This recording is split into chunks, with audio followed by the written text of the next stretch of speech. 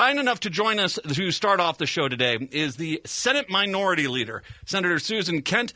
This is Senate District 53. She is kind enough to join us after what has been an incredibly busy and, well, somewhat sad week in the Minnesota Senate after the actions of Paul Gazelka, the Majority Leader, and the Senate Republicans.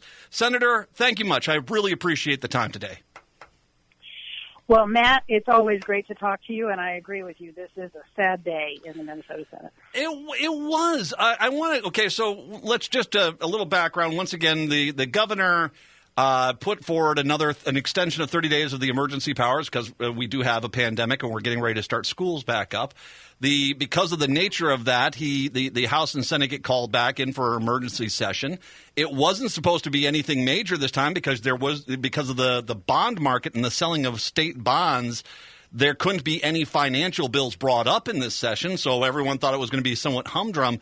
And then Paul Gazelka and Karen Housley and the rest of the senators basically blindside the Democrats and say we're going to vote up and down right now on on one of the commissioners, the Labor and Industry Commissioner, and it ended up being it was a fix. It seems like the fix was in. Talk about the beginning of that when all of a sudden they're saying you were all of a sudden aware that this all of a sudden was a new tactic of the Republicans since they were mad at Governor Walz. They were going to start going after his commissioners. So let me go back just a little bit and remind everybody that these commissioners were appointed, I think, in December of 2018 after Governor Walz was elected. So they could have been confirmed. They could have gone through this process at any point during the 2019 session, which would have been appropriate, but they didn't. They still didn't get done in the beginning of the 2020 session, and now Gazelka talks about COVID as if that's the only thing that made it so that it's been almost 2 years that these people have been on the job. And let's be clear, they have been intentionally dangling this over as a threat for all kinds of things for a while now, okay? But, you know, we knew this potentially could come up. And so on Tuesday, and that was in the middle of primary elections, I actually contacted Senator Gazelka, and I just wanted to make sure, as you said, we knew this should be a relatively uneventful special session, and I just wanted to confirm with him, you know, what his vision was for what would be going on. And, you know, he conveyed to me, and I'm using that word carefully, that there would not be anything controversial. So he specifically, you asked him if anything controversial is coming up, and Paul Gazelka lied to you, said, nope, nothing's coming up. Well, it depends on what the meaning of the word lie is. If you consider a lie of omission a lie, absolutely. And this is how intentional this was, because he was very clear that he didn't want me to know something that then I would go back and tell Governor Walz. So he misled the other. And let's be clear about this too. You know, yes, they are the majority party, because they have 52% of the members and we have 48% of the members. It is not like they own the place and we're just a potted plant in the corner.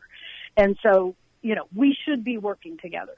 And that's why, you know, I have felt like we've had a pretty good relationship.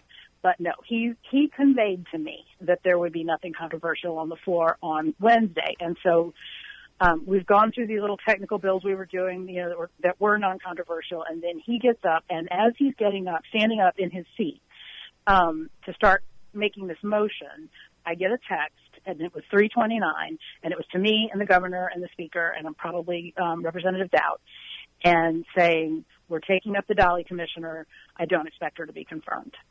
So you're exactly right. The fix was completely in. He wouldn't have done it if he didn't have 34 votes, which actually, let's be clear, he could have had 35 votes, but he only had 34 votes because Senator Abler managed to disappear before he had to take that vote. Oh, convenient for him in his challenge this year. Okay, and I understand verbiage. Okay, I'll call it a lie. This is me calling it a lie. You're not calling it a lie. He lied to you. It sure sounds like he lied to you, said nothing's going to happen, and then they had this this text all ready to go with this. I know you don't have much to do with the House, but House Minority Leader Kurt Doubt, the Republican down there, put out a tweet where he's basically was making light of the firing of Nancy Lepink, the firing of Nancy Lepink by basically saying, well, the Senate's now executing prisoners. And even Gazelka tried to tone this down and make an argument. I'll get to that in a second. But talk a little bit about the fact that I honestly think that's when Kurt Doubt, when he said that, that's when the cat was out of the bag, that this is clearly had nothing to do with the Department of Labor and Industry and had everything to do with a bunch of, petty brats who basically were angry at the governor. So, I have a very similar reaction. I mean, I think much to Senator Gazelka's dismay, Representative Doubt said the quiet part out loud. And Senator Gazelka was like, clean up in aisle 3. This is so clearly about petty vendettas and being vindictive and using people's lives to do so. Because we need to remember, Commissioner Lepek oversees the Department of Labor and Industry, which may not mean much to most Minnesotans because we know that the bureaucratic alphabet soup of state agencies can be confusing. But what they do is they oversee workers and workplaces. Labor is the workers and industry is the businesses and the places where they work. And they work together with business and labor to make sure that those workplaces are safe. And in a pandemic, guess what? That really matters. Yeah. And not only has she been doing it in your traditional, the workplaces that you might think of, a construction site or a manufacturing facility or places like that, she's been consulting with the Department of Education on how, because she's been doing this in all these other workplaces. Now she's coming over and helping the Department of Education counsel their schools on how we keep our teachers and our staff and our students safe. That's who they just ousted. And when they deny it, as you can tell, I get a little wound up here. When they deny a confirmation, they're firing her. Yes. They're ousting her from that position that day. And so they just decapitated that organization during the middle of a pandemic when we need safe workplaces. Because if our workplaces aren't safe, they're not going to stay open. Has anybody heard about what's going on in the meat packing plant? Oh, and Georgia, Texas, Florida, for goodness sakes. I mean, it gets worse here if you don't have competent leadership. By all accounts, Commissioner Lepek had been considered to be a very competent, commissioner. There hadn't been any problems. After Kurt Doubt put out his tweet, Gazelka's argument, I'm going to pull Gazelka and Housley's argument. Gazelka's argument was, I talked to the governor 6.5 months ago one time. So there's no paper trail. It's not like I've got a little concern. He says, I talked to the governor 6.5 months ago. I told him I didn't like her that much, but that was it. And as I pointed out, if this was a regular business, you wouldn't, you would have a wrongful termination suit if that's all you had on your concern about her performance. Housley's argument, and this is one they've been trying to hide behind, is something to do with the work environment of rural barns that hold weddings.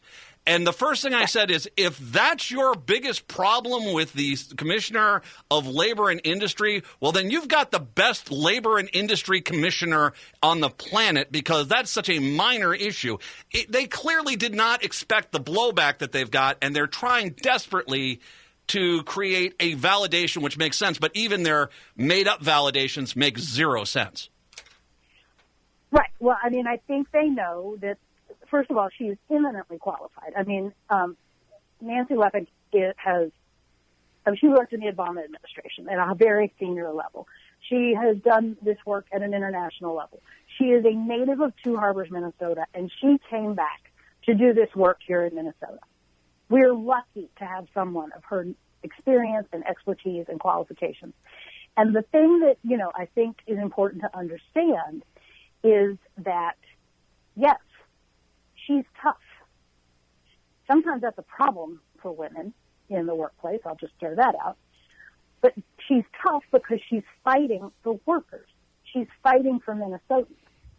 And, in my experience, that's something that should be lauded and welcomed and celebrated, not dismissed in such an incredibly disrespectful way that, again, jeopardizes Minnesota. I'm glad you're bringing up two elements of this, because there's been two parts which I brought up. One, the fact is you're in the middle of a pandemic and you just got rid of the person that's in charge of worker safety in the state. That's about as stupid as you can get. But as well, talk a little bit about the other message that's sent here with the misogyny on display. And I have no problem calling it misogyny on display.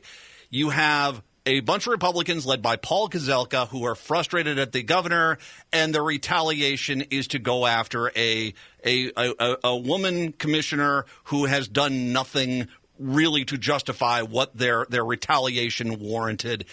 I'm sorry. I clearly see just the misogyny of the GOP from the last, forever, that has been there, that is on full display. And even though they're trying to, as they try to make this argument of, we're really for suburban women, the reality is here is another case. And I talked to my wife a little bit about this, Senator, and this is not something that appeals to her under the guise of it's not very supportive of women to just go fire one randomly just because you're mad at a man. Wow, you said that really well. Those of us who've been in the work world for 30 some years, the idea that you might have not the right tone, or you're not likable enough, or you don't smile enough to make somebody happy. These are very, very familiar themes, and they are used to justify marginalizing women in the workplace all the time, and we all know it. And so it is what it is. There are two where you move from here is kind of interesting under this guise. MinnPost today has a story that sort of implies that, they've got a laundry list of commissioners they're ready to negate, to basically cripple the executive branch of the state during a pandemic out of pettiness. But as well, there seems to be this question of, does the governor really have to call the Congress back in for special session? There's a murkiness that seems to be there. Now, granted, we're saying goodbye to any bonding bill this year, but if this is all they're going to do is basically just use this as retaliation and, come up with some kind of garbage defense to fire a commissioner. Yeah, and especially Governor Walz needs his team around him. It'd be interesting to see where he goes. What have you heard about where Paul Gazelka and the Republicans are going to go from here? Well, who knows? I mean, that's part of the problem, right? I mean, we've heard a couple of names, but then he threw out a couple more on the floor the other day. I thought it was sort of interesting that he kind of keeps coming back to women, but then I think they realize we can't just have a list of women, a binder full of women we want to, remove from their posts. And so we're going to throw Steve Grove's name in there too. For good measure. I want to go back to what you said, Matt, because this is so important. And I've had the privilege to be in the rooms with so many of these incredibly dedicated, talented, hardworking people who have given so much of themselves through an incredible period of the last 6 months or so. From Jan Malcolm to Commissioner Leppink to Margaret Anderson Kelleher to Steve Grove. The list goes on and on. These folks who have, Tarek Tomes from Minute, who stood up our entire state government to be able to work remotely in a matter of days. I mean, it's never been done before. And the list goes on and on. And if Senator Gazelka thinks his plan is a good idea to remove this leadership at this time, I don't know what we do. And let's be clear, he only needs 34 votes, and he's got 35 to take every single one of them down if he so chooses. And the only thing that will slow him down is how much and how long 32 senators, and some of us working remotely because of COVID, can filibuster and slow it down.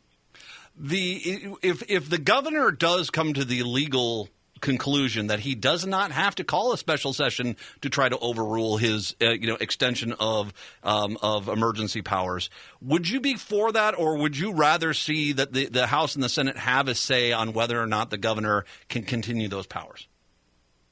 This is a tough one. I will be honest, and I've talked about this publicly quite a bit. The statute about the emergency powers never foresaw something like a pandemic and an ongoing event, right? So it is unclear about what is supposed to happen with these kinds of extensions when we're out of session.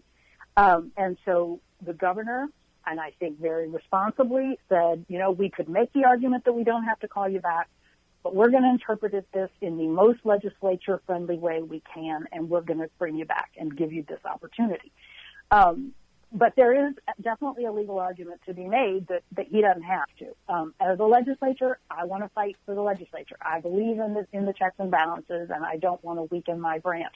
But I also am deeply concerned about what I consider to be an abuse of power to attack leaders within the executive branch by one caucus of one body of the Senate, of the legislature, for purely vindictive political purposes.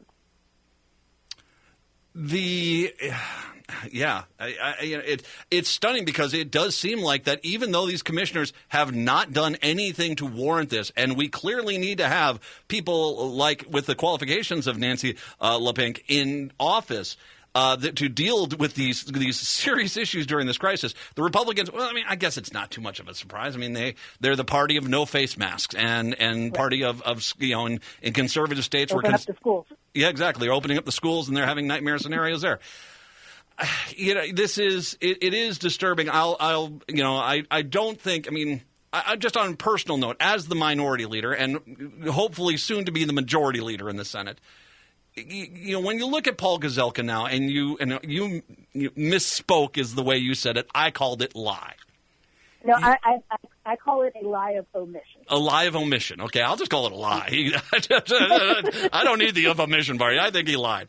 But when you get to that point, I mean, how damaged is your relationship now with Paul Gazelka to where when you do become the Senate Majority Leader, and I'm feeling pretty good about that. When you do become the Senate Majority Leader, that that any need as him as the minority party, you can't trust him because of when he had a chance to be a straightforward guy, he basically had his lie of omission.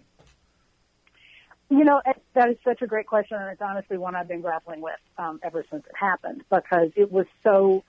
I'm not naive. I know people are dishonest, but Senator Gazelka presents himself as a moral man, one who takes integrity and ethics seriously. There have been times where I felt like I'll just use the phrase, gone back on his word. I would attribute that more to maybe he overpromised something and his caucus wasn't able to back him up on it. I've never before felt like he has intentionally tried to mislead. And that's actually exactly what happened the other day. So you're right. I mean, that is a huge question. I don't know over the next few months and over, looking ahead to whatever may happen after January. That will be a difficult, once trust like that is broken, how do you come back to that? I don't know. I mean, once he starts going down this path, and I mean, obviously the question is sure, if we have another special session, which female commissioner from Governor Walz's staff is he going to go retaliate against next? And I think that's a fair question to ask. I want to say congratulations on your primary win. You're also been promoting Flip MN Senate, which is a Twitter feed, social media pages that obviously we need that Minnesota Senate in the DFL's hands, and we need to make you the majority. It is so important that people get out this election cycle. I think we had a good trend here with primary day. We have to look at that general election because we have to flip these seats and get the DFL back in charge of the Senate. And can I just say we have some just incredible people running for office Indeed. Around the state. And I cannot wait for them to join us in the Minnesota Senate in January. We're going to have a lot of tough, hard decisions to make. And this is the caliber of people that I think need to be making those decisions. Senator, I'm sorry. I know I saw the passion. I saw the how distraught you were on the special session day. I could see how it was going. This is not how a functioning government works. And I'll say it for the record. Paul Gazelka is everything wrong with government right now. Just agenda-driven policy that makes no sense whatsoever. And that is Paul Gazelka and what he did on that special session. All my best. I know we're probably headed for another special session at some point here, but hopefully it's not going to be a case where ignorance triumphs over intelligence. We'll do our best. Well, with you in charge, we do our best, Senator. I'm a big fan. Senator Susan Kent, I'm very glad to have you on. Once again, Senate District 53.